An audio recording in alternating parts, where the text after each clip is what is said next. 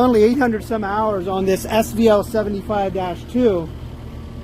Brand new heavy duty bucket on it, hydraulic quick attach.